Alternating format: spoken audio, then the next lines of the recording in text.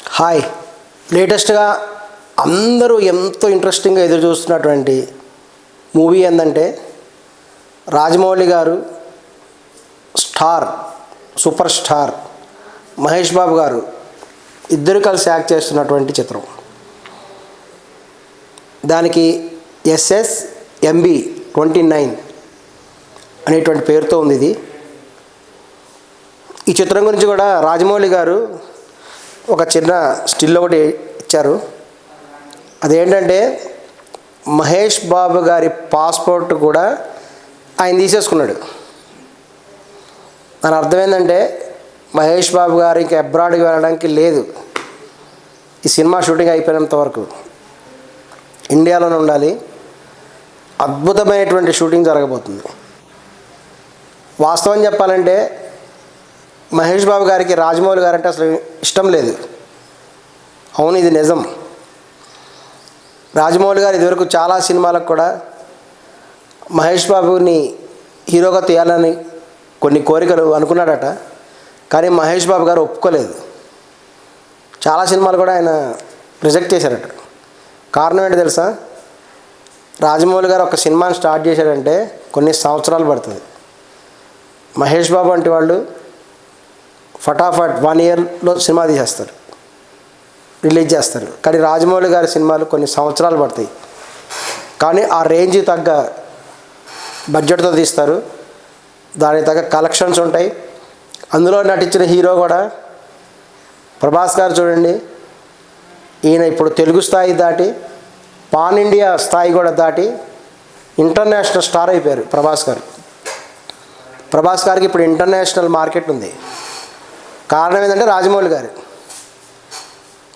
అదేవిధంగా అందరూ కూడా ఎంతో ఊవిళ్ళూరుతారు రాజమౌళి గారు దాంట్లో నటించాలని. కానీ రాజమౌళి గారు అన్నిటికంటే ఎక్కువ టాలెంట్కి ఇంపార్టెన్స్ ఇస్తారు. ఏ పాత్రకి ఎవరు సూటబుల్ అవుతారో వాళ్ళనే తీసుకుంటాడు ఆయన. No recommendations. అదే రాజమౌళి గారి యొక్క గ్రేట్నెస్. ఎవరైనా సరే రిఫర్ చేయొచ్చు. He can take the references. వాళ్ళ వ్యక్తి పాత్రను తీసుకోండి అంటే తీసుకుంటాడు, గమనిస్తాడు ఆ పాత్రకి అతను సూట్ అవుతాడా లేదా అనేది చూస్తాడు. ఈ వ్యక్తిలో టాలెంట్ ఉండి ఆ పర్టికులర్ క్యారెక్టర్కి ఇతను సూట్ అవుతాడు అనుకుంటే అప్పుడు అతన్ని తీసుకుంటాడు. అంతే తప్ప సూటబుల్ కానీ వాళ్ళని తీసుకునేటువంటిది అసలు ఉండదు. మన జూనియర్ ఎన్టీఆర్ గారు నటించారు కదా, మొదటి నుంచి కూడా రాజమౌళి గారి సినిమాలు నటిస్తున్నారు. ఆయన రామ్ చరణ్ గారు కలిసి నటించిన సూపర్ హిట్ సినిమా మీకు తెలిసే ఉంటుంది. ఆ ఇంటర్వ్యూ సందర్భంలో రాజమౌళి గారిని ఒక క్వశ్చన్ వేశారు.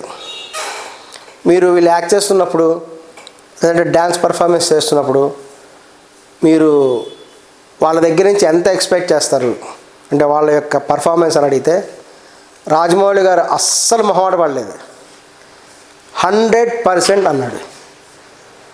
అంటే 99% మంచి పర్ఫార్మెన్స్ ఉన్న రాజమౌళి గారు రిజెక్ట్ చేస్తారు. 100% పర్ఫార్మెన్స్ ఉండాల్సిందే.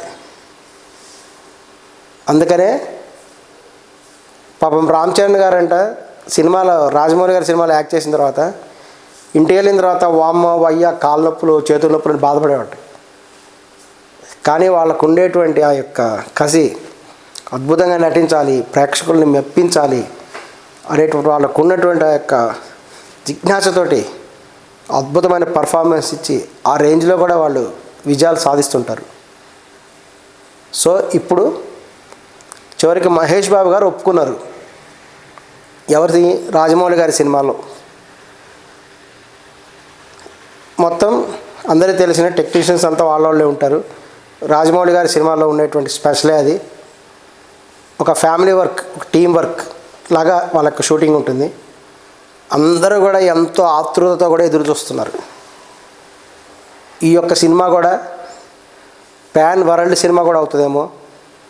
ఈసారి ఆస్కార్ అవార్డు మహేష్ బాబుకి గ్యారంటీ అనేటువంటి ఉద్దేశంతో కూడా మహేష్ బాబు గారి అభిమానులందరూ కూడా ఎదురు చూస్తున్నారు.